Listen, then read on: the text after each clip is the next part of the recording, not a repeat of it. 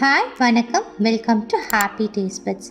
இது வரைக்கும் நம்ம சேனலுக்கு சப்ஸ்கிரைப் பண்ணாதவங்க சப்ஸ்கிரைப் பண்ணிக்கோங்க அண்ட் கூடவே பெல் ஐக்கானையும் ப்ரெஸ் பண்ணிக்கோங்க.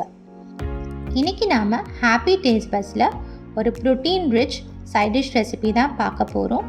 இது இட்லி, தோசை அண்ட் ரைஸ் கூட சூப்பர் காம்பினேஷன்.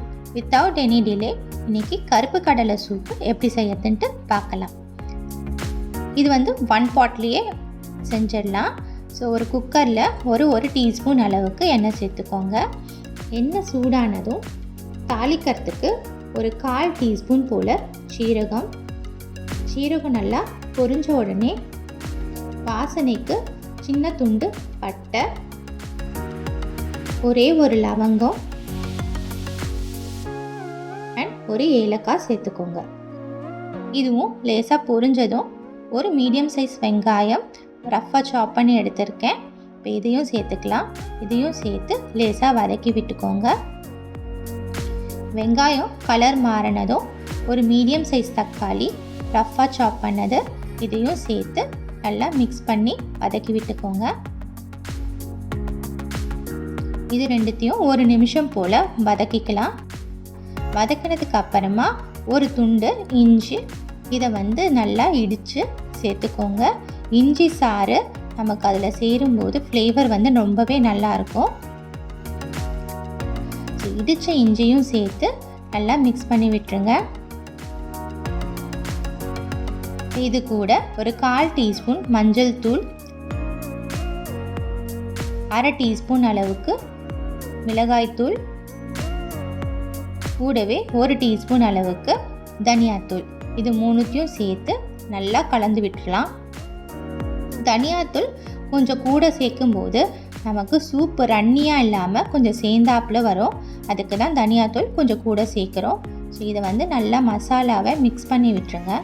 மிக்ஸ் பண்ணிவிட்டு இந்த மசாலா பேர்ன் ஆகாமல் இருக்கிறதுக்கு கொஞ்சமாக தண்ணி சேர்த்துக்கலாம்.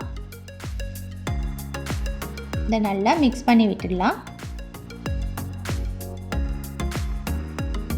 நான் கருப்பு கடலை 1/2 கப்பு ஓவர் நைட் சோக் பண்ணி எடுத்து வச்சுருக்கேன். இதை ஒரு வாட்டி ரின்ஸ் பண்ணிவிட்டு இதையும் நம்ம இந்த வெங்காயம் தக்காளியோடு சேர்த்து ஒரு நிமிஷம் போல் வதக்கி விட்டுக்கலாம்.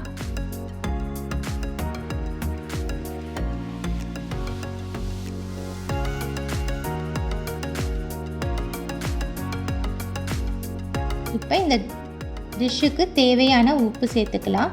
நான் இன்றைக்கி 3/4 டீஸ்பூன் அளவுக்கு ராக் சால்ட் சேர்த்துருக்கேன். இதையும் நல்லா மிக்ஸ் பண்ணி விட்டுட்டு இப்போ கடலை வேகிறதுக்கு தேவையான அளவு தண்ணி, கடலை இம்மர்ஸ் ஆகிற அளவுக்கு நீங்கள் தண்ணி சேர்த்துக்கிட்டிங்கன்னா கரெக்டாக இருக்கும்.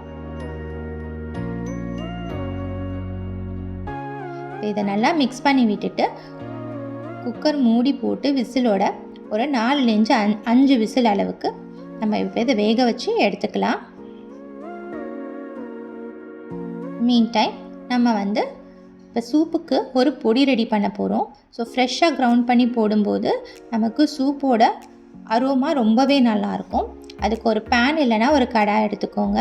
அதில் ட்ரை ரோஸ்ட் பண்ண போகிறோம். அதுக்கு 2 டீஸ்பூன் அளவுக்கு தனியா, 1 டீஸ்பூன் சீரகம், 3/4 டீஸ்பூன் மிளகு, இது மூணுத்தையுமே சேர்த்து நல்லா ட்ரை ரோஸ்ட் பண்ணிக்கோங்க.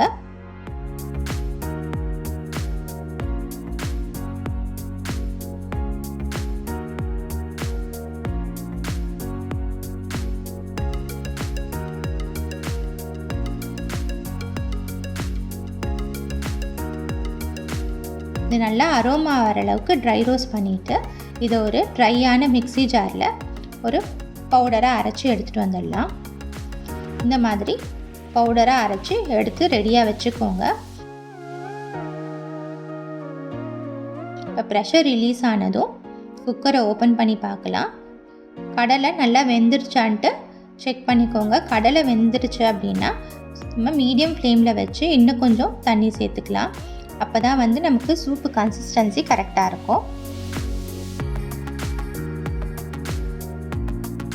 நம்ம இப்போ அரைச்சி வச்ச பொடியிலேருந்து உங்கள் காரத்துக்கு ஏற்ப தேவையான அளவு இதில் சேர்த்துக்கோங்க. நான் இன்றைக்கி 1/2 டீஸ்பூன் அளவுக்கு சேர்த்துருக்கேன். இதை சேர்த்து நல்லா மிக்ஸ் பண்ணி விட்டுட்டு நல்லா கொதி வர அளவுக்கு விட்டுடுங்க. அதுக்குள்ளே இதுக்கு ஒரு தாளிப்பு கொடுத்துடலாம். ஒரு தாளிப்பு கரண்டியில் நெய் சேர்த்துக்கோங்க.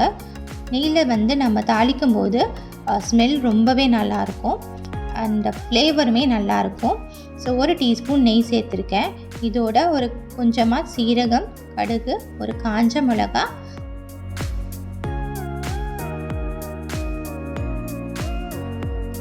கொஞ்சமாக கருவேப்பிலை, இது எல்லாத்தையுமே சேர்த்து நல்லா கடுகு பொரிஞ்சு வர அளவுக்கு வதக்கிக்கோங்க.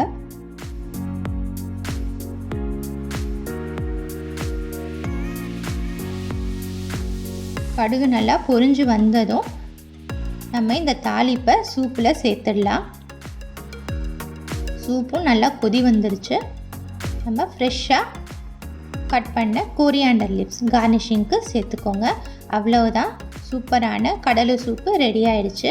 நீங்கள் இந்த மாதிரி சுட சுட இட்லியில் மேலே நெய் விட்டு இதை சேர்த்து சாப்பிடும்போது காம்பினேஷன் சூப்பராக இருக்கும்.